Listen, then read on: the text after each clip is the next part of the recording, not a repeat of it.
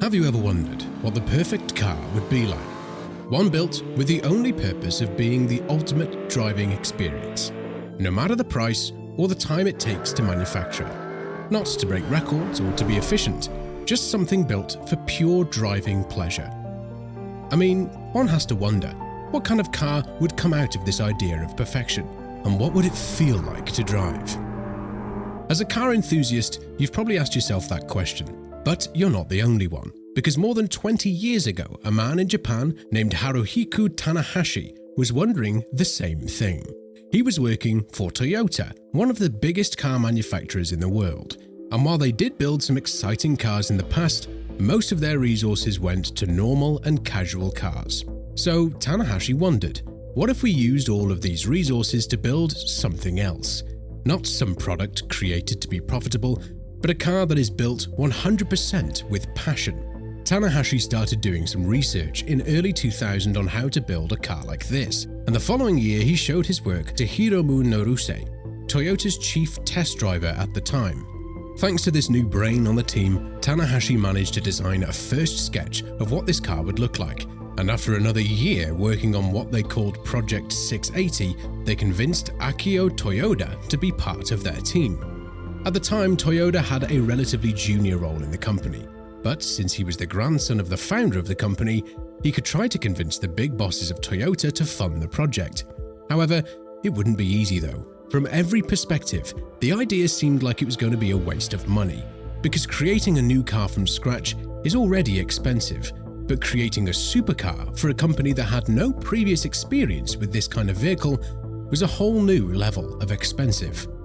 Although it wasn't much, Toyota eventually agreed to give them some money to fund the project and decided to build a car under the Lexus brand.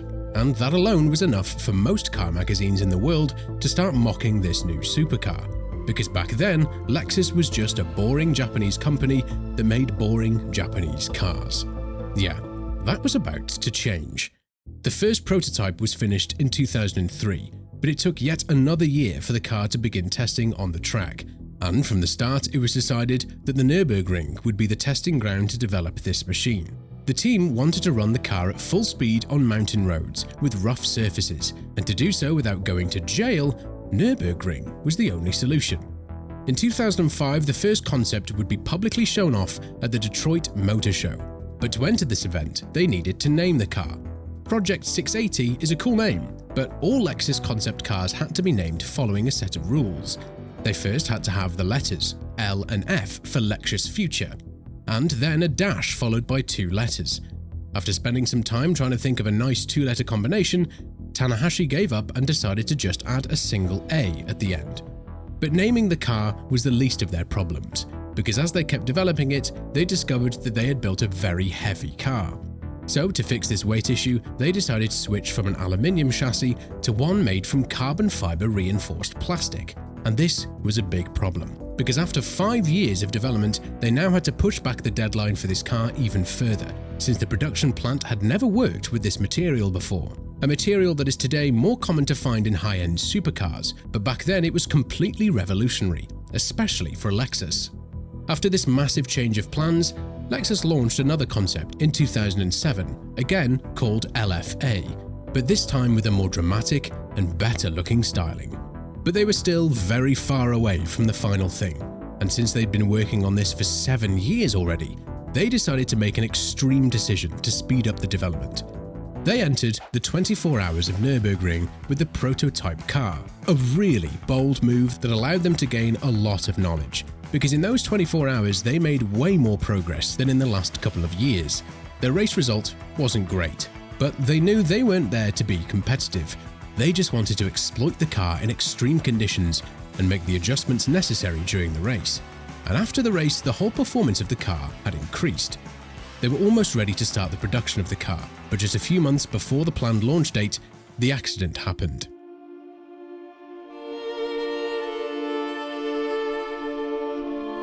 Test driver Hiromu Noruse, one of the earliest members of the project and a key figure throughout its development, was involved in a fatal accident on a public road near the Nürburgring. It was a devastating loss for the car community. This man literally lost his life while trying to give us the most perfect car we could possibly imagine. To honor Hiromu Norose's memory and make sure that his work wasn't in vain, the team gave a final push to take the car to production in late 2010. But after 9 long years of development and way too much money, was all of this trouble worth it? Did they actually build the perfect car as they wanted? Well, you tell me.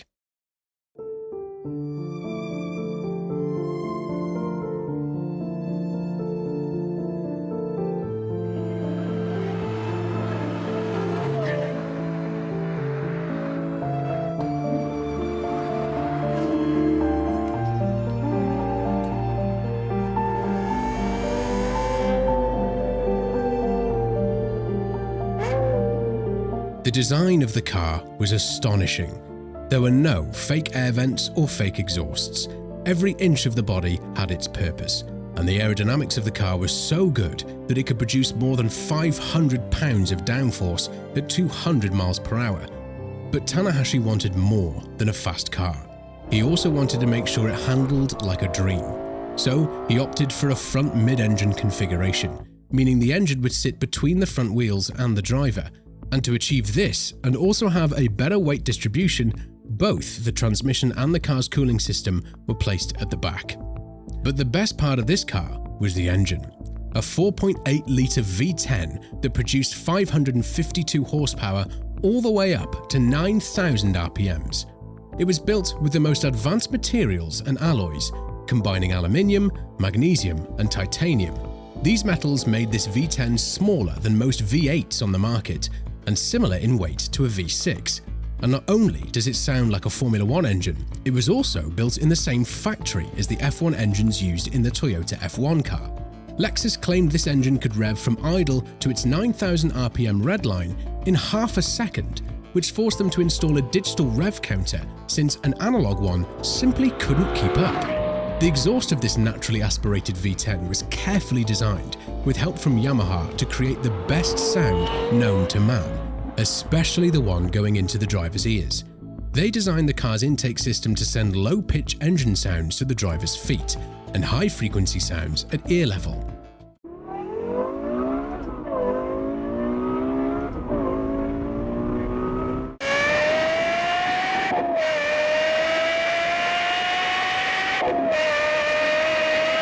Only 500 units would be built, and the final 50 would feature a Nürburgring Package Special Edition, which had a new front spoiler and rear wing for better aerodynamics, plus an extra 10 horsepower. And this special edition quickly proved its high performance by setting a Nürburgring lap time of 7 minutes and 14 seconds, breaking the record for the fastest production car at the time. And it was achieved using the LFA's regular street tyres. One would think that a masterpiece like this one, limited to 500 units, would sell within months. But the truth is, 12 years after its production stopped, there are still some units that haven't been sold. And to find out why, we should talk about the price. With a starting price of $375,000, it was far from realistic for most people to think that they could get one of these. But it also didn't help that many magazines at the time used this price tag and the fact that it was a Lexus to stupidly compare this supercar with other normal models from Toyota. Yeah, it seemed like the world back then just couldn't understand this masterpiece. But things have changed, because now the already expensive Lexus has gotten even more expensive. The LFA has become a classic icon in the automotive world, and it's almost impossible to find one for sale for under $500,000, with some of the Nürburgring Editions models reaching the $1 million mark. There are a lot of rumors about a future successor to the LFA.